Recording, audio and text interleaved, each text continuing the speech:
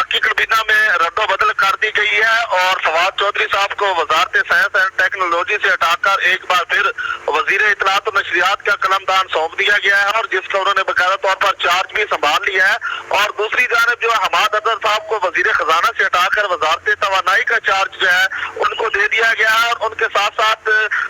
Senator Shibli Faraz साहब को जो है वजारत इत्तलात से हटाकर साइंस एंड टेक्नोलॉजी का जो है कलमदान सौंप दिया गया है और वो भी चार्ज संभाल चुके हैं, जबकि शौकत तरीन साहब को वजीर खजाना और रेवेन्यू का कलमदान जो है वो सौंपा गया है और उमर अयूब साहब से जो है तवानाई का कलमदान वापस ले लिया गया है और उनको वजीर इक्तिसादी अमूर जो है वो बना दिया गया है। अब वो वजीर इक्तिसादी अमूर बनाए गए हैं, जबकि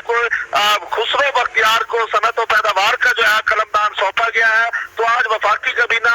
में एक बार फिर जो है वो बड़ी तब्दीलियां जो है वो सामने लाई गई हैं और इसमें सबसे एक बड़ी चीज जो है वो नया चेहरा जो है वो सामने लाया गया है। वजीर खजाना जो है वो शौकत तरीन साहब को जो है वो मुकर्रर कर दिया गया है और रेवेन्यू का इजाफी चार्ज भी उनके हवाले कर दिया गया है और अब वो वजीर खजाना के तौर पर जो है वो सामने आ चुके हैं। तो वजीर खजाना के साथ साथ वफाकी काबीना में एक बार फिर रद्दोबदल की गई है और मुख्तलिफ जो